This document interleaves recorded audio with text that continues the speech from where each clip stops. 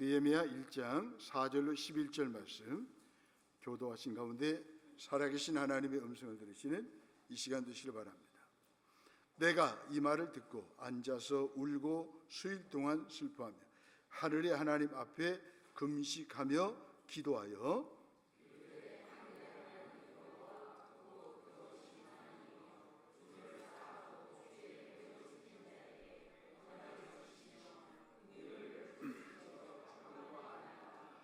이제 종이 주의 종들인 이스라엘 자손을 위하여 주야로 기도하오며 우리 이스라엘 자손이 주께 범죄한 죄들을 잡아가오니 주는 귀를 기울이시며 눈을 여시사 종의 기도를 들으시옵소서. 나와 내 아버지의 집이 범죄하여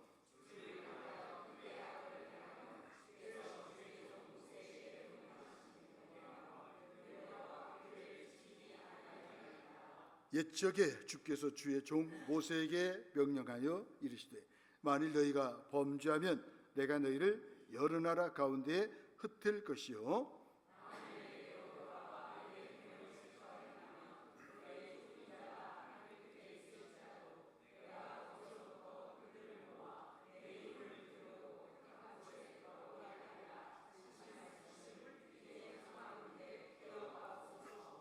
함께 보겠습니다. 이들은 주께서 일찍이 큰 권능과 강한 손으로 구속하신 주의 종들이요 주의 백성입니다. 주여 구하오니 귀를 기울이사 종의 기도와 종의 이름을 경외하기를 기뻐하는 종들의 기도를 들으시고 오늘 종이 형통하여 이 사람 앞에서 은혜를 입게 하옵소서 하였나니 그때에 내가 왕의 술 관원이 되었느니라. 아멘. 종의 기도를 들으시옵소서. 이런 제목을 가지고 함께 은혜를 나누면서 기도 제목을 삼기로 합니다. 우리 하나님은 찾으시는 하나님이십니다. 예배의 자를 찾으시죠. 그런가 하면 한 잃어버린 영혼을 찾으시는 분이십니다. 더 나아가서 기도하는 사람을 찾으시는 분이시죠. 우리에게 우선순위로 살아갈 때 우리의 삶이 혼란스럽지 않습니다. 신앙생활이 무엇입니까? 우선순위를 설정하는 것이죠. 우선순위 혼란이 일어나면 아무리 바쁘게 열심히 일해도 정말 중요한 일을 이루지 못할 수도 있습니다. 이것은 우리의 모든 삶의 영역에서도 심지어 교회 사역에서도 마찬가지죠. 본문에 보면 저와 여러분들을 주의 종이라고 말합니다. 주의 백성이라고 말합니다. 모세가 주의 종이었듯이 느헤미야가 주의 종이었듯이 저와 여러분들을 주의 종이라고 부르고 있습니다. 성도는 주의 종은 소중한 것을 먼저 하는 사람이죠. 6절에 보면 종, 또 종의 기도를 11절에 보면 종의 기도, 종들의 기도라고 말씀하고 있습니다. 주의 종에게 소중한 것은 기도입니다. 이런 기도하는 사람은 하나님을 찾는 사람이고 또 하나님은 기도하는 사람을 찾습니다. 사역은 사람을 섬기는 일이죠. 바로 그 섬김의 대상을 위해서 기도해야 합니다. 본문에 나오는 느헤미야는 주전 586년 바벨론의 포로가 되었습니다. 그때 그가 포로로 끌려간 유대인의 2세였습니다. 바벨론에서 태어난 사람이었죠. 그는 이스라엘의 역사상 가장 불행했던 시대에 포로로 갇혀간 사람의 아들로 태어난 사람이었습니다. 하지만 왕의 궁정에서 그의 직책은 술관원이었습니다. 왕의 음식을 살피면서 왕의 국사를 논했던, 왕의 신임을 받았던 사람이었습니다. 왕의 가장 높은 사랑을 받는 사람으로 항상 왕의 곁에 있었던 사람이었습니다. 궁정에서 편안한 삶을 살고 있던 느헤미야는 어느 날 예루살렘에서 형제로부터 소식을 듣습니다. 4절에 보면 느헤미야는 단회적으로 금식과 기도를 한 것이 아닙니다. 하나님께 응답을 구하며 계속 금식하고 기도했습니다. 느헤미야는 민족의 위기에 맞서 탄식하며 끊임없이 금식하고 기도했어요. 그는 기도하면서 하나님을 하늘의 하나님 여호와라고 부르고 있습니다. 이런 표현은 구약에서 사용하지 않거든요. 느헤미야에서만 그런 표현을 사용하고 있습니다. 이 호칭은 원래 페르시안들이 그들의 신 아우라 마즈자의 이름을 부를 때에 사용했던 단어였습니다. 페르시아인들은 권능의 신을 믿고 있고 그런 신을 이렇게 부르고 있는 것입니다. 아우라 마즈다 신을 부르고 있습니다. 느헤미야는 페르시아에 거하고 있지만 위대한 권능은 페르시아의 신이 아니라 여호와 하나님께 있음을 고백하고 있는 것입니다. 그렇습니다. 저와 여러분들이 믿는 하나님은 하늘의 하나님 여호와이십니다. 권능의 하나님이십니다. 모든 이 땅의 신과 동일한 분이 아니라 모든 신과 모든 권세보다 뛰어나신 하나님이십니다. 그 하나님이 저와 여러분들의 기도를 원하십니다. 그 하나님 앞에 기도할 때 하나님은 저와 여러분들에게 위대하고 크고 권능 있는 하나님으로 나타나시는 것입니다. 하나님의 권능에 대한 고백은 크고 두려운 분, 언약을 지키시고 긍휼을 베푸시는 분이라고 하는 표현으로 이어집니다. 상황이 절박할수록 절박한 기도가 필요합니다. 4절로 7절 말씀입니다. 느헤미야는 높은 지위에 앉아 편안한 삶을 살 수가 있었습니다. 하지만 고난당하는 자기의 동족과 민족을 잊을 수가 없었습니다. 그들의 고난과 아픔이 자신의 고난과 아픔이 되었던 것입니다. 사랑한다고 하는 것은 상대방의 아픔이 나 자신의 고통과 아픔이 되는 것입니다. 내 가정을 사랑하십니까? 그렇다면 기도하십시오. 우리 교회를 사랑하십니까? 그렇다면 교회를 위해서 기도하십시오. 이 나라 대한민국 조국을 사랑하십니까? 그렇다면 대한민국의 고통과 아픔을 여러분들이 겪고 하나님 앞에 기도하십시오. 이런 기도의 운동을 하나님께서 원하시기 때문에 이번 주 한 주간 하나님이 특별 새벽 기도를 하게 하십니다.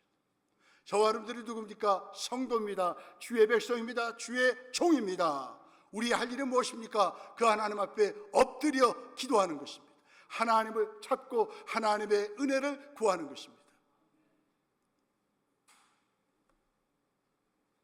그들의 고난과 아픔이 느헤미야의 자신의 고난과 아픔이 되었습니다. 그는 민족을 사랑하였기 때문에 내가 그들을 위해서 무엇을 할 수 있겠는가를 생각했습니다. 그는 하나님께서 그가 무엇을 할 수 있겠는지 비전을 보여주시길 원하셨습니다. 느헤미야는 이스라엘 민족이 고통을 받고 있다는 소식을 들었어요. 비보를 들었습니다. 그때 하나님 앞에 그가 기도하는 일을 최우선적인 일로 삼았습니다. 그는 앉아서 금식하며 하나님께 기도를 했습니다. 그는 기도를 통해서 하나님의 구원의 역사가 이루어짐을 믿었습니다. 하나님의 영원하심, 전능하심을 찬양합니다. 신실하신 우리에게 언약을 지키시고 사랑과 긍휼을 베푸시는 하나님의 위대하심을 찬양합니다. 이게 바로 기도예요. 기도는 하나님 되심을 높여드리고 그분을 찬양하는 것이 아니겠습니까? 그는 유대 민족이 당면하고 있는 어려운 문제를 하나님의 관점에서 보기를 시작합니다. 여러분 어떤 일이 일어나셨습니까? 어떤 힘든 일이 있으십니까? 하나님의 관점으로 보시기를 바랍니다. 우리는 기도를 할 때 내가 직면한 어려운 문제로부터 눈을 떼고 그 문제를 해결하실 수 있는 하나님께 초점을 맞추는 것이 필요합니다. 현실을 바라보면서 나 자신도 돌아봐야 합니다. 우리 성가대 6절 한번 읽어주세요. 6절 시작.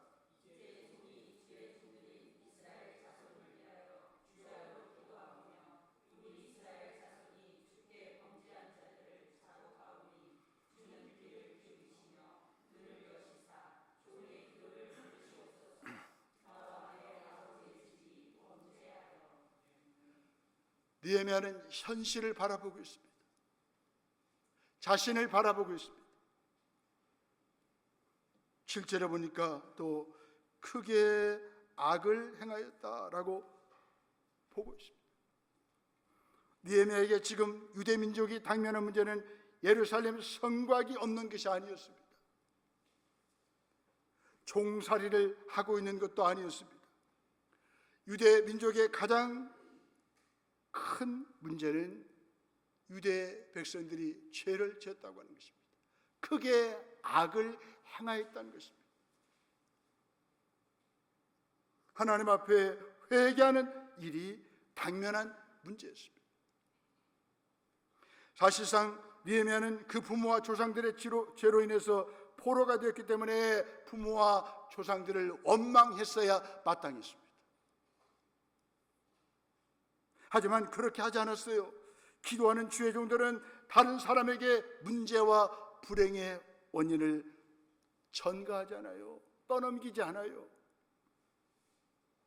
나 자신의 책임과 잘못을 인정하는 거죠. 느헤미야는 유대민족의 죄악에 대하여 책임을 지려 했습니다. 그렇습니다. 우리 가정, 우리 교회, 우리 나라와 민족의 모든 문제는 내 탓이라고, 내 문제라고 고백하는 사람이 바로 주의 종이라 그 말이에요. 주의 백성이라 말이죠. 성도는 모든 문제를 나에게 책임을 돌린다는 것입니다. 느헤미야는 이렇게 모든 죄 문제를, 나라의 문제를 자기 자신에게 돌리고 있습니다. 자기의 죄와 민족의 죄를 회개합니다. 하나님의 긍휼과 은혜를 갈망합니다. 하나님이 살아계시지 않은 것이 아니라 하나님이 영광을 나타내시지 않으시는 것이 아닙니다. 우리의 죄 때문에 우리의 눈이 어두워졌습니다. 우리의 귀가 어두워졌습니다. 하나님을 보지 못하는 거죠. 하나님 말씀하시는 음성을 듣지 못하는 거예요. 우리의 지성이 막혀 우리가 하나님을 보지 못하는 것입니다. 우리의 죄를 기도하며 자복할 때 하나님과 나 사이에 통로가 열립니다. 영적인 세계가 열립니다. 다른 사람 탓이라고 말하면 기도하지 않아요. 모든 문제의 원인을 다른 사람에게 돌리면 기도하지 않아요. 대통령 탓도 아니잖아요. 누구 지도자의 탓도 아니잖아요. 모든 것이 바로 내 탓, 내 탓. 여러분, 비정상적인 나라를 정상화시키는 게 쉽지 않잖아요. 누군가는 한번 개혁을 해야 되는데 쉽지가 않아요. 교회도 마찬가지입니다. 목회자 한 사람은 바로 깨어있으면 교회는 살아 움직이게 되어 있습니다. 여러분도 마찬가지입니다. 교회에 모든 문제가 있으면 내 탓이라고 생각하고 내가 하나님 앞에 엎드리면 하나님이 저와 기도를 들으셔서 놀라운 일을 행하실 것입니다. 교회를 갱신시키시고 교회를 다시 일으켜 세우실 것입니다. 모든 문제는 나이다. 그러면서 부흥은 나로부터 시작되는 것입니다. 여러분이 조금만 더 하나님 앞에 엎드려 보십시오. 하나님이 우리에게 들려주시는 음성이 있을 것입니다. 우리에게 뭔가를 보여주실 것입니다.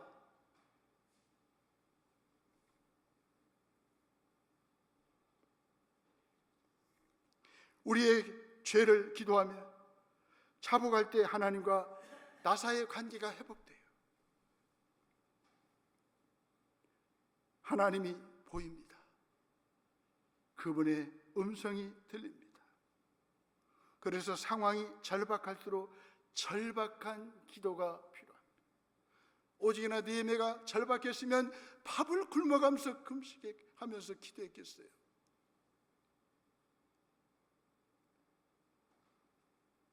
여러분, 금식은 생명을 내기는 거예요. 하나님께 생명을 맡겨드리는 거예요.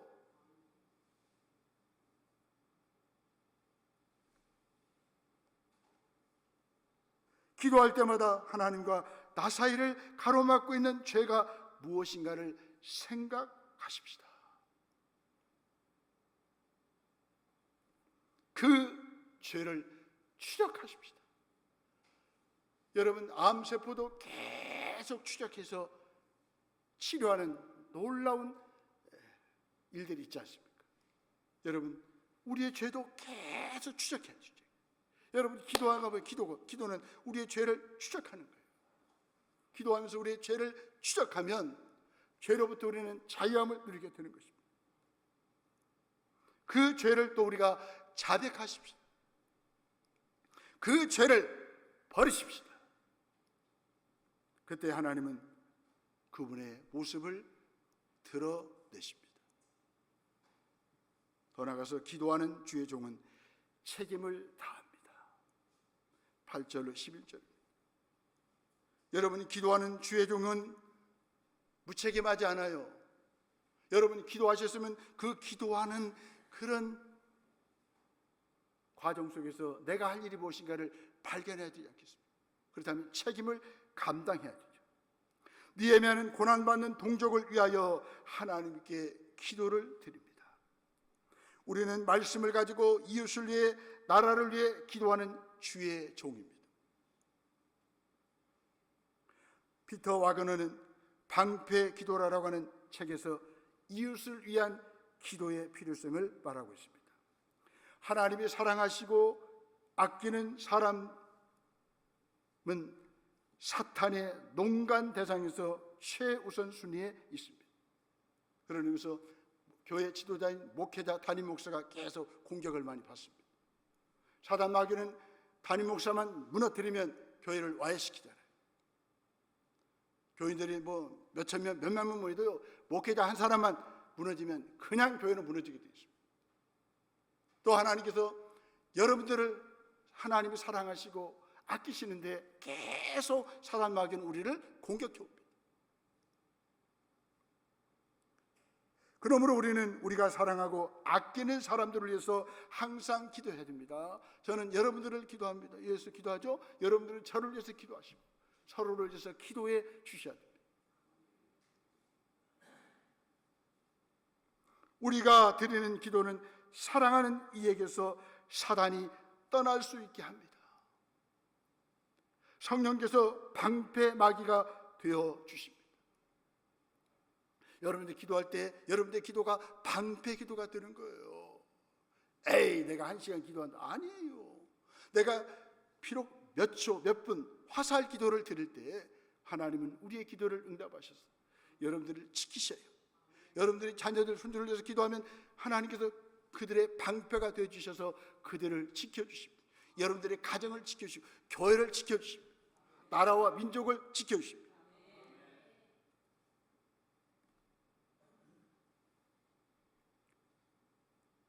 사단은 교회와 나라의 지도자들을 어떻게 해서라도 죄를 지켜야 합니다.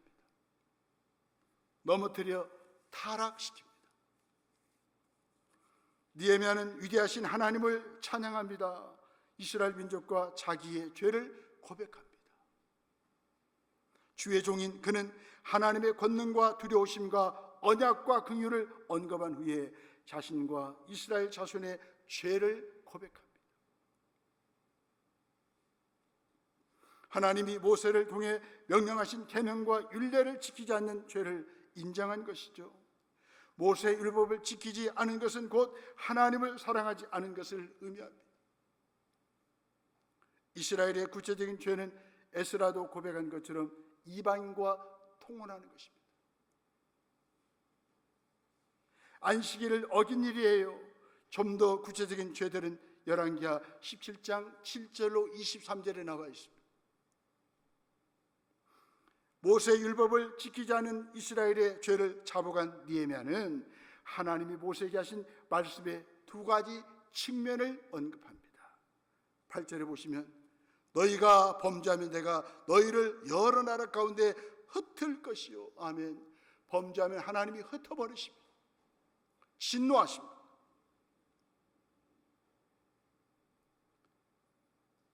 다른 측면은 포로 상태에 돌아와 계명을 지키면 회복시켜 주신다는 것입니다. 본문 9절에 보면 9절에 보시면 내 이름을 두려고 택한 곳에 돌아오게 하리라. 누가요? 내 계명을 지키고 하나님께로 돌아오면 하나님께서 회복시켜 주시겠다라고 말씀하셨습니다. 여러분, 회개하면 회복시켜 주십니다. 느헤미야는 하나님이 그 말씀대로 이스라엘 백성의 죄로 말미암아 그들을 심판하셨듯이 이제 그들을 회복시켜 달라고 간구합니다. 느헤미야의 호소는 이스라엘의 정체성을 언급함으로 더욱 강렬해집니다. 이스라엘은 오래전에 하나님의 권능과 강한 손으로 애굽에서 구원받은 백성입니다. 주의 종이고 성도입니다. 하나님의 백성입니다. 저와 여러분들도 허물과 죄로 죽었던 우리를 예수 그리스도의 피가 우리를 구원하시고 성령의 은혜로 거듭나게 하셨잖아요. 우리는 그래서 주의 종이랍니다. 성도랍니다. 주의 백성이랍니다. 하나님 앞에 기도하는 사람이라는 거죠. 이방인으로 술 관원이 되어 왕을 섬기는 것이 하나님의 섭리 가운데 되어진 것입니다. 하나님의 섭리 속에서 우리의 개인적이고 작은 일들도 하나님의 역사에 귀하게 쓰임받을 수 있다는 것을 기억하십시다. 그럴 때 하나님 앞에 기도하는 거예요. 무슨 일이 있으십니까? 엎드리세요. 하나님을 찾으십시오. 하나님이 저와 여러분들을 만나 주실 거예요. 우리가 하는 일을 통해 어떻게 사람들에게 복음을 전하고 하나님께 영광 돌릴지를 고민하십시다. 진지하게 고민하고 하나님께 도움을 구할 때 하나님이 저와 여러분들에게 지혜를 주십니다. 느헤미야는 아닥사스다 왕으로부터 은혜를 입어 고향에 돌아가라는 허락을 받아서 황폐한 조국의 성을 중건할 수 있게 해달라는 기도를 했습니다. 하지만 느헤미야에게 몇 가지 어려움이 있었습니다. 먼저는 아닥사스다 왕은 아주 고집이 세서 남의 말을 듣지 않는 사람이었습니다. 하지만 그는 하나님 앞에 기도했습니다. 그때 하나님은 그의 기도를 들으시고 아닥사스다 왕의 마음을 움직이셨습니다. 느헤미야에게 허락했습니다. 가라! 놀라운 일이죠. 여러분, 기도가 사람을 바꿔요. 기도가 환경을 바꿔요. 기도가 우리의 체질을 바꿔요. 기도는 이렇게 변화시키고 바꾸는 능력이 있습니다. 더 나아가서요, 아닥사스다 왕은 예루살렘 성이 건축되는 것을 평소에 못마땅하게 생각을 했습니다. 에스라서 4장 18절에 나와 있습니다. 수많은 인간관계에서 우리는 어쩔 수 없는 상황에 부딪힐 때가 얼마나 많이 있습니까? 하지만 우리는 기도로서 사람을 움직일 수가 있어요. 못마땅하게 생각한 이 아닥사스다 왕이 하나님 앞에 느헤미야가 기도하니까 하나님이 그의 마음을 움직이셔서 느헤미야의 협력자가 되지 않습니까? 이처럼 기도하는 주의 종은 책임을 다합니다. 느헤미야는 기도만 하지 않았어요. 이제 고국으로 돌아가서 성을 건축하는 일에 협력을 했습니다. 어떤 분은 주여 교회가 부흥리가여 주시옵소서. 전도는 한 명도 안 해요. 그럼 뭐 교회가 부흥되겠습니까? 여러분 기도했으면 책임을 져야죠. 주여 내가 죽도록 충성하겠습니다. 설거지는 안 할래? 이게 뭔 기도입니까 이게? 기도했으면 책임을 져야죠. 내가 주여 겸손히 삼겠습니다. 그런데 그냥 오만 방자해가지고 막 구유시키고 시험 들게 하고 넘어뜨리면 안 돼요. 여러분 기도했으면 내가 겸손해져야죠. 내가 섬기는 모습 보여야죠. 옆에 분이 사합시다. 제가요 오늘부터 기도했기 때문에 섬기고 겸손해지는 책임을 지겠습니다. 시작.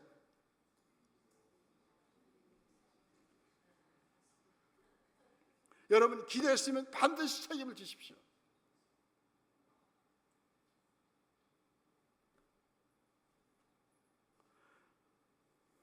느헤미야는 4내지 5개월 동안 집중적으로 금식하며 하나님 앞에 기도함으로 하나님의 부르심을 받고 왕의 허락을 받았습니다.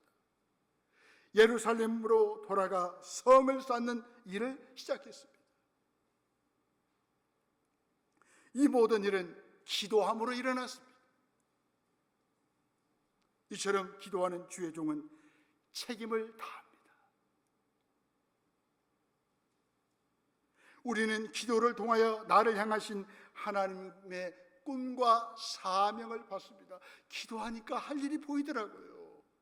기도하니까 하나님이 할 일을 할 수 있도록 능력을 주시더라고요. 저를 보십시오. 이렇게 풍신하게 생겼고 부족한 사람 하나님 들어 쓰시잖아요. 근데 여러분들은 저보다 훨씬 인물을 낳고 그냥 가문도 좋고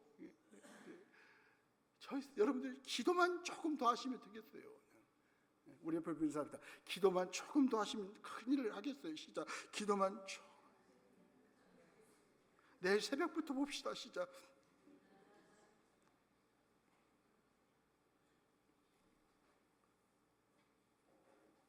무너진 성벽을 누가 재건하겠습니까?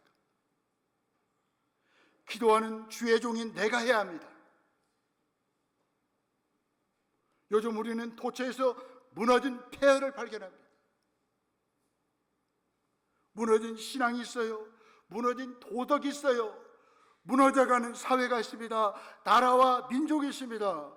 불신과 이기적인 사고는 인간관계마저도 무너지게 합니다. 이 나라와 사회는 어둡고 악취가 나고 있습니다. 어둡고 악취가 난다고 이미 갈 거예요?